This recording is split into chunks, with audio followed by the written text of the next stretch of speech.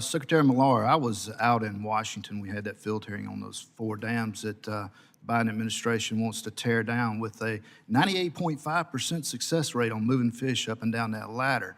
And I can tell you, it doesn't take a rocket scientist to understand that when you're going to move 8% of the state of Washington's electric grid off of those hydroelectric dams that operate 24/7 and put them on some sort of Green New Deal, it's not going to work. Also, you're just going to increase the price of the goods that flow up and down that river by putting them on the trucks. And I'm in the trucking industry, don't get me wrong, I love trucking, but there's not enough trucks out there. There is a trucking shortage. So it's just more proof that the Biden administration enjoys putting more inflation on the backs of the American people without any regards to anything other than them pushing a socialistic agenda. That being said, want to move in. My background is trucking industry. I'm a business owner. My wife and I are in the trucking business. I'm actually second generation in the trucking industry.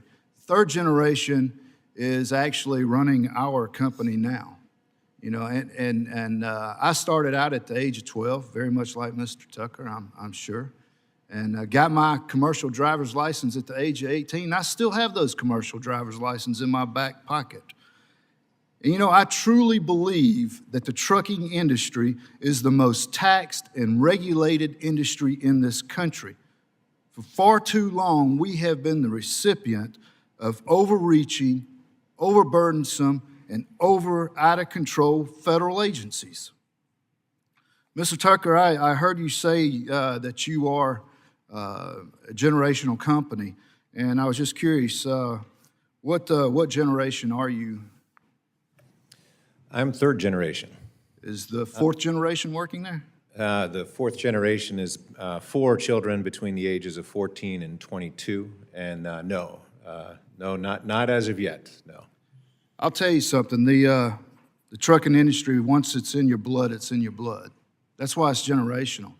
And like you, I was worried and am worried that the next generation doesn't have the opportunities to start a trucking company like I did.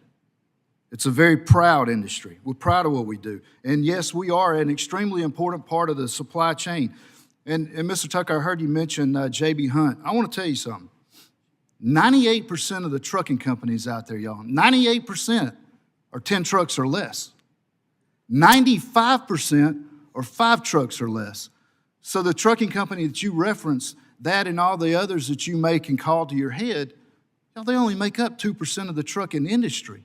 These are mom and pop generational industries.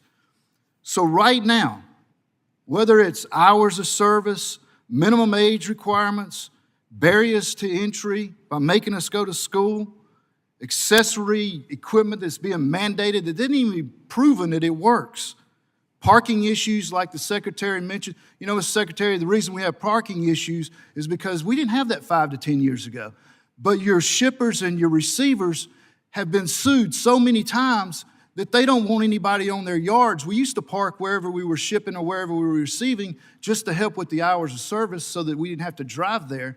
But now, since there's such a sue-crazy environment out there, nobody wants to take that general liability on. So they make us park elsewhere, which is why you see parking up and down the road. The question is, what do we need in the trucking industry? And you're right, Mr. Tucker, we need DOT to quit being a revenue-generating agency and be out there and being safety-driven, just like the FMCSA. You're exactly right in brokerage. There's a lot of thieves out there. They're thugs. That's the best word for them. They're not trucking. But y'all, we need tort reform in this country. Tort reform will solve the workforce issues, the parking issues. It'll solve the workers' comp issues, the health insurance issues. It'll solve all of our issue problems. Auto liability. They've done study after study after study, and it has been proven that between 75% to 91% of the time when a four-wheeler is involved in an accident with an 18-wheeler, it's the four-wheeler's fault, not the 18-wheelers. We don't need to force larger minimums on our auto liabilities in this country for trucking. The only thing that does, Mr. Chairman, is gives a pay raise to these trial lawyers out there. And with that, I yield back.